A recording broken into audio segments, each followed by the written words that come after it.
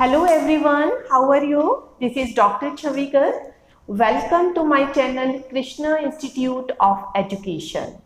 This is B.Ed College and I am from this college and it is situated in Ghaziabad and Hapur. देखिए knowledge, language and curriculum, इस subject में एक topic है आपका types of curriculum. आज हम इसी को पढ़ेंगे कि पाठ्यचर्या के कितने तरह के प्रकार होते हैं। तो देखिए पाठ्यचर्या के बहुत सारे प्रकार होते हैं, जैसे आपका कोर पाठ्यक्रम होता है, विषय केंद्रित होता है, आपका अनुभव केंद्रित होता है, कार्य केंद्रित होता है। तो वन बाय वन करके मैं आपको इनकी डिटेल बताऊंगी और इनका मीनिंग बताऊंगी कि कोर पाठ्यक्रम किसे कहते हैं। ये बहुत इंपॉर्टेंट टॉपिक है और वैसे तो पाठ्यचर्या से रिलेटेड जितने भी टॉपिक हैं सारे ही आपके इम्पॉर्टेंट हैं। तो पाठ्यचर्या के प्रकार में सबसे पहले आता है आपका कोर पाठ्यक्रम। देखिए कोर पाठ्यक्रम किसे कहते हैं। जैसे आपने देखा होगा कि बचपन में आपको 10th लेवल तक सारे सब्जेक्ट पढ़ने होते हैं। आपको हिंदी भी पढ़नी होगी, आपको इंग्लिश भी पढ़नी होगी, history, geography, science, social science. तो इनमें कोई भी आपका ऐच्छिक सब्जेक्ट नहीं होता है, कोई भी ऑप्शनल सब्जेक्ट नहीं होता है। सभी बच्चों को सभी तरह के सब्जेक्ट पढ़ने पड़ते हैं। यहाँ पे आपकी रुचि के हिसाब से सब्जेक्ट नहीं दिए जाते, यहाँ पे ये अनिवार्य विषय होते हैं। तो इन्हीं अनिवार्य विषय को जब हम पढ़ते हैं तो उसी को हम कहते हैं कोर पाठ्यक्रम।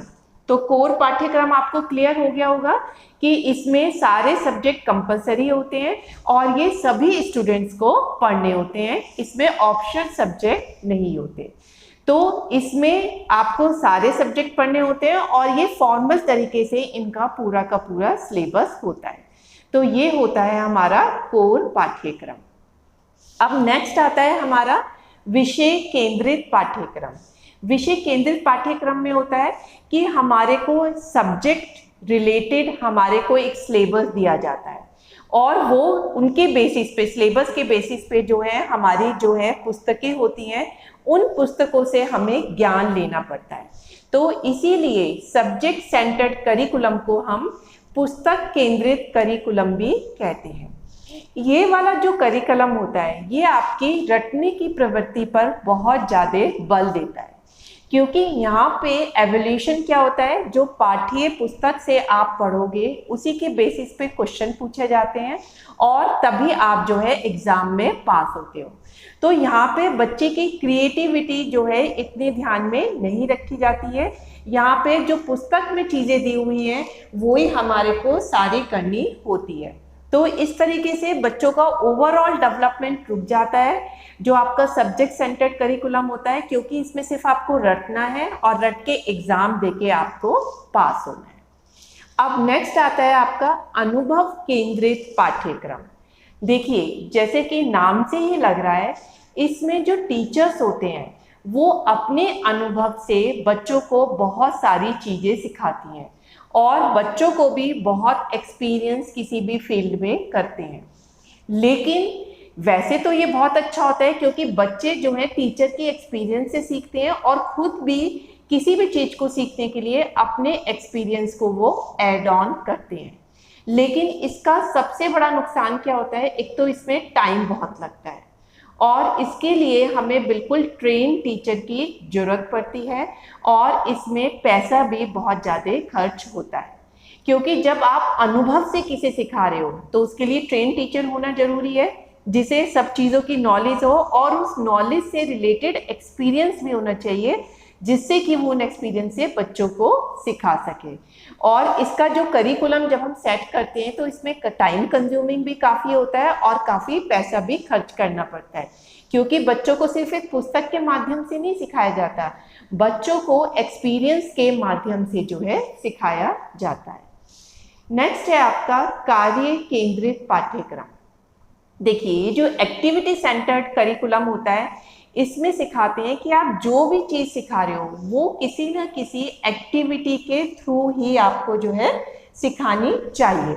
जैसे आपने देखा होगा कि अगर हम जो है कोई भी साइंस की चीज़ सिखा रहे हैं, हम जियोलॉजी पढ़ा रहे हैं या हम केमिस्ट्री पढ़ा रहे हैं, तो हम जो है उसके एक्सपेरिमेंट करके जो है बच्चे को सिखाते हैं।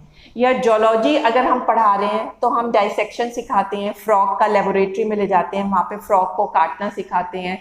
तो इस तरीके से एक्टिविटी करके हम बच्चे को सिखाते हैं। क्योंकि जब आप थ्योरेटिकल नॉलेज ले रहे होते हो, जो आप पुस्तक केंद्रित पाठ्यक्रम से ले रहे होते हो, जब तक आप उसकी एक्टिविटी करके नहीं सिखाते हैं तो वो बच्चे के दिमाग में परमानेंट नहीं जाती है। और जब आप किसी एक्टिविटी के थ्रू सिखाते हो, एक तो बच्चे के दिमाग में वो बिल्कुल परमानेंटली सेट हो जाती है और बच्चे को उसकी नॉलेज बहुत अच्छी तरीके से हो जाती है। इसी तरह से आप देखिए, अगर हमें बच्चे को सहयोग सिखाना है, हमें बच्चे को टीम वर्क पे कोई लेसन सिखाना है, तो हम बच्चे को डिफरेंट क्लास में एक्टिविटी कराते हैं जहाँ पे टीम वर्क से ही बच्चा जीतता है। तो बहुत सारे हम मैनेजमेंट गेम्स कराते हैं, तो उन गेम्स को करके बच्चे को पता चल जाता है कि अगर हम डिवाइड होके खेलेंगे तो हम जीत नहीं सकते हैं, लेकिन अगर हम सहयोग से खेलेंगे, टीम वर्क से खेलेंगे तो हम जीत जाते हैं। तो खेल खेल में या एक्टिविटी करके हमने बच्चे को टीम वर्क की या फिर सहयोग की इम्पोर्टेंस बताई है, और ये ज्ञान बच्चे को हमेशा जीवन पर्यंत तक याद रहता है। अब आपका नेक्स्ट है बाल केंद्रित पाठ्यक्रम। देखिए, बाल केंद्रित में क्या होता है, इसमें बच्चे को ध्यान में रख के सारा पाठ्यक्रम जो है या पाठ्यचर्या आपकी सेट की जाती है। हम देखते हैं बच्चे की एज क्या है, बच्चे की करने की कैपेबिलिटी कितनी है, बच्चा किस समाज में रहता है, उसके उद्देश्य क्या है, या बच्चों की रुचि किस तरीके की है। तो हम जो भी करिकुलम सेट करते हैं उसमें सब चीज़ों में हम बच्चों की ही इच्छाओं को सर्वोपरि महत्व देते हैं। इसीलिए आपने देखा होगा जो नर्सरी के आपके पाठ्यक्रम होते हैं उसमें हमें पता है कि बच्चों पे बैग का बोझ बहुत ज़्यादा नहीं देना चाहिए, तो उसमें हम बुक्स ना रख के बच्चों को सब चीज़ें जो है एक्टिविटी के थ्रू सिखाते हैं और बच्चों की रुचियों का ध्यान रखते हैं।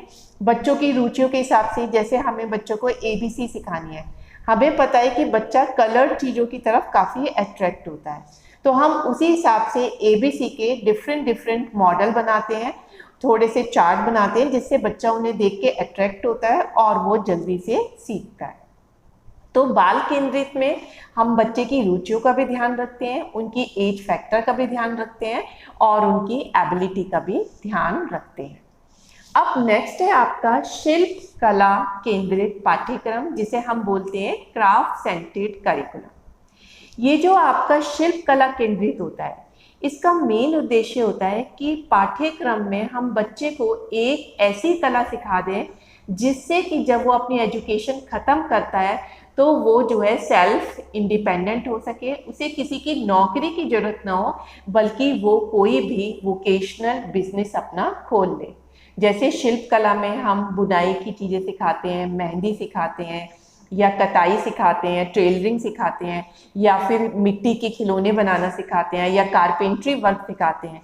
हम इन पे ज़्यादा फोकस करते हैं और इसके साथ साथ दूसरे सब्जेक्ट भी पढ़ाए जाते हैं।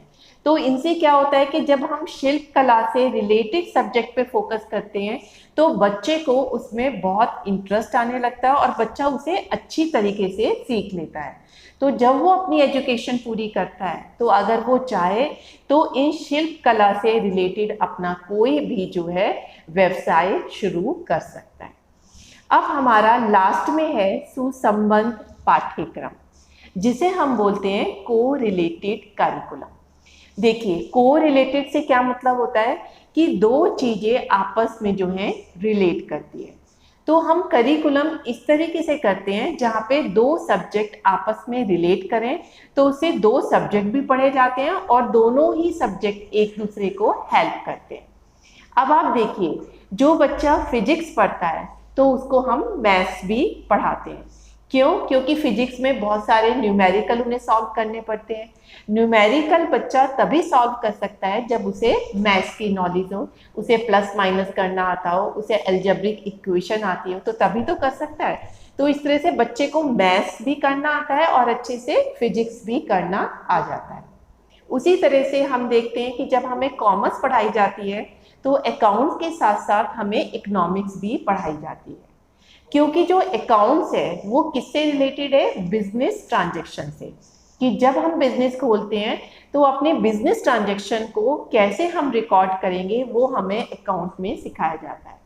तो जब हम बिजनेस डील कर रहे हैं तो हमें ये भी पता होनी चाहिए हमारे देश की इकोनॉमी कैसे है, ट्रांजैक्शन कैसे होते हैं, हमें अपनी जीडीपी में कैसे कंट्रीब्यूट करना चाहिए, जीडीपी का लोगों पे क्या इफेक्ट पड़ता है। तो कॉमर्स के साथ साथ बच्चे को इकोनॉमिक्स की भी बहुत अच्छी नॉलेज हो जाती है। सेम वे हिस्ट्री के साथ जो है आपकी ज्योग्राफी की बड़ी इंपॉर्टेंस होती है। जब हम हिस्ट्री में ये पढ़ाते हैं कि ये राजा इस समय का था और ये इस देश से भारत देश में आया या किसी और कंट्री में गया, तो उसके साथ साथ आपको ज्योग्राफी की भी नॉलेज होती है कि यहाँ पे ये प्लेस इस जगह था, यहाँ से ये इधर आया है। तो हिस्ट्री के साथ साथ आपकी जो है ज्योग्राफी की भी काफ़ी जो है वो हो जाती है। उसी तरीके से जैसे आप बीएड में पढ़ते हैं तो सोशियोलॉजी के साथ आपको साइकोलॉजी को भी पढ़ना होता है, क्योंकि ये कोरिलेटेड सब्जेक्ट है। जब हम सोशियोलॉजी में समाज से रिलेटेड चीज़ें पढ़ रहे हैं तो हमें समाज में जो रहने वाले लोग हैं उनके मनोविज्ञान के बारे में भी पता होना चाहिए, जो कि हमें साइकोलॉजिकल सब्जेक्ट बताता है। तो सोशियोलॉजिकल और साइकोलॉजी भी आपस में कोरिलेट हो जाते हैं। तो इस तरह से जब हम 2 या 3 सब्जेक्ट को आपस में मिलाकर पढ़ते हैं और हमारा उद्देश्य होता है कि उन सभी सब्जेक्ट की नॉलेज दी जाए, तो उसे हम बोलते हैं सुसंबद्ध या कोरिलेटेड करिकुलम। तो अब आपको जो है क्लियर हो गया होगा कि पाठ्यचर्या हमारी कितने प्रकार की होती है। तो मैंने आपको 1 बाय 1 करके सारे बता दिए हैं। आई होप कि आपको अब पाठ्यचर्या के प्रकार पता चल गए होंगे। So that's all for today lecture. Thank you very much.